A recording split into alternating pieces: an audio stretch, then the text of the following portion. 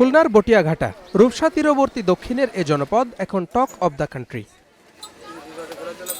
বটিয়াঘাটা আর দাকপ নিয়ে খুলনা এক আসন। এখানে জামায়াত ইসলামী প্রার্থী করেছে সনাতন ধর্মাবলম্বী কৃষ্ণ নন্দীকে। ইসলাম ধর্মভিত্তিক দলটি ভিন্ন ধর্মের প্রার্থী দেয়াই আলোচনার মূল কারণ। এর মাধ্যমে দেশ বিদেশে সাম্প্রদায়িক সম্প্রীতির বার্তা দিতে চেয়েছে জামায়াত, দাবি নেতাদের।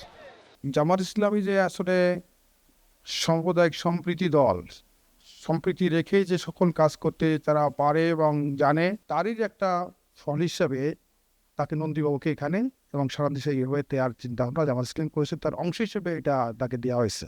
এখানে প্রথমে দলটির প্রার্থী ছিলেন বটিয়াঘাটা উপজেলা আমির আবু ইউসুফ। প্রায় ১ বছর তিনি প্রচারণা চালানোর পর নতুন করে মনোনয়ন দেওয়া হয়েছে ডুমুরিয়া উপজেলা হিন্দু শাখার সভাপতি কৃষ্ণ নন্দীকে। মধ্যে অনেকেই সাড়া দিচ্ছে যে আপনি আসছেন, খুব ভালো কাজ করেছেন, আপনিও একজন হিন্দু মানুষ, আমরাও হিন্দু মানুষ, আমরা আপনাকে দাঁড়িপাল্লায় ভোট দিয়ে জয়যুক্ত করে সংসদে নিয়ে যাব, তাদেরই কথা।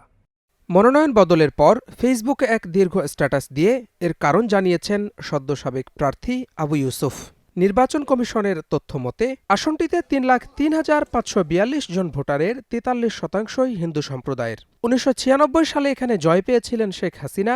এরপর থেকে সবগুলো জাতীয় নির্বাচনেই জয়ী হয়েছেন হিন্দু সম্প্রদায়ের প্রার্থী। ভোট টানতেই জামায়াত এবার হিন্দু সম্প্রদায়ের প্রার্থী দিয়েছে কিনা এমন প্রশ্নে ভোটাররা জানালেন তাদের মত। হিন্দুরা যে জামাতের দিক ঝুঁকবে আর জামাতের পক্ষ থেকে হিন্দুরা একজন দাঁড়ালে সেদিক দিয়ে সবাই হিন্দুরা দেখবে, এরকম কোনো বিষয় এখানে নেই। বিএনপি আসনে মনোনয়ন দিয়েছে আমির এজাজ খানকে।